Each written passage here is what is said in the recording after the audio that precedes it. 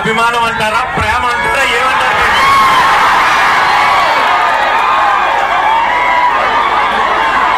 ఎంత అదృష్టవంతుడో కదా నేను.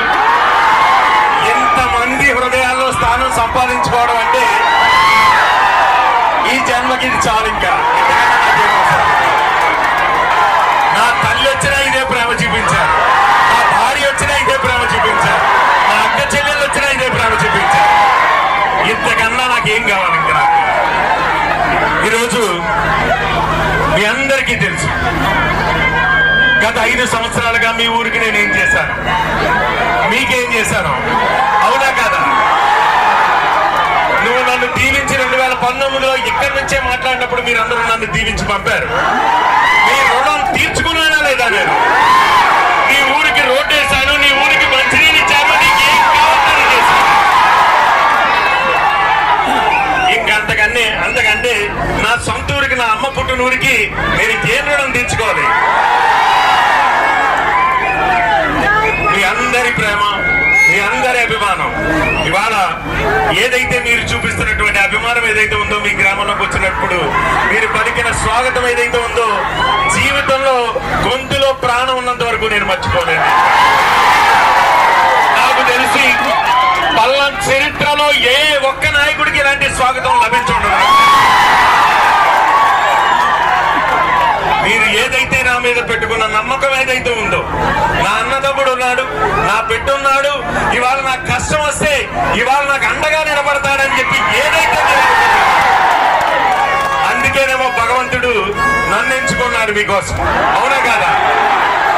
మీరు నమ్మే భైరవమూర్తి, కాలభైరవుడు అవ్వచ్చు, ధనం అవ్వచ్చు, ఎవరైనా కావచ్చు, మీరు నమ్మిన ఏదైతే ఆ దైవం ఉందో మీకు మేలు చేయాలంటే ఎవరో ఒకరిని ఎంచుకుంటారు, అంతేనా? మానవ రూపంలో ఉన్న ఒక మనిషిని భగవంతుడు ఎంచుకుంటాడు మీకు మేలు చేయడం కోసం. భగవంతుడు మీకు మేలు చేయడం కోసం నన్ను ఎంచుకున్నాడు. ఇవాళ ఇన్ని కోట్ల రూపాయలు నా మనుషులకు నేను సాయం చేయగలిగాను. ప్రతి కుటుంబానికి మేలు చేశాను, అవునా కాదా? ప్రతి ఇంటికి మేలు జరిగింది, ప్రతి అక్కకి మేలు చేశా, ప్రతి మేనగోడలకి ఉపయోగపడ్డా, మేనలుడికి ఉపయోగం చేశా. ఇవాళ ఇలాంటి అవకాశం నాకు తెలిసి దేశ చరిత్రలో ఏ ఎమ్మెల్యేకి కూడా రాదు, అది నాకే వచ్చింది. ఇవాళ మీకు ఇచ్చింది, నేను మళ్ళీ చెప్తున్నా, మీకు ఇచ్చింది రూపాయి ఇచ్చా, మీకు ఇంకా 2 రూపాయలు పెంచా.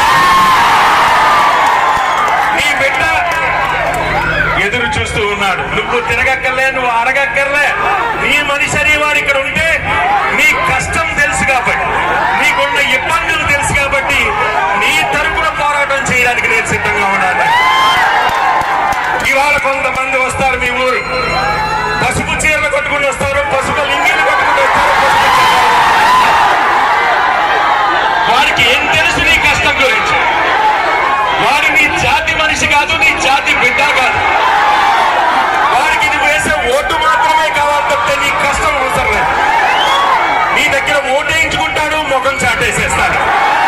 నీ బిడ్డ అలా కాదు, వెన్నంటి నీ కోసం, నీ కష్టంలో కష్టం వస్తే నేనుంటా, నీ ఇంట్లో మంచి జరిగితే నేను వస్తా, నీకేదైనా ఇబ్బంది ఉంటే నేను ఆ ఇబ్బందికి అర్థంగా నిలబడతా.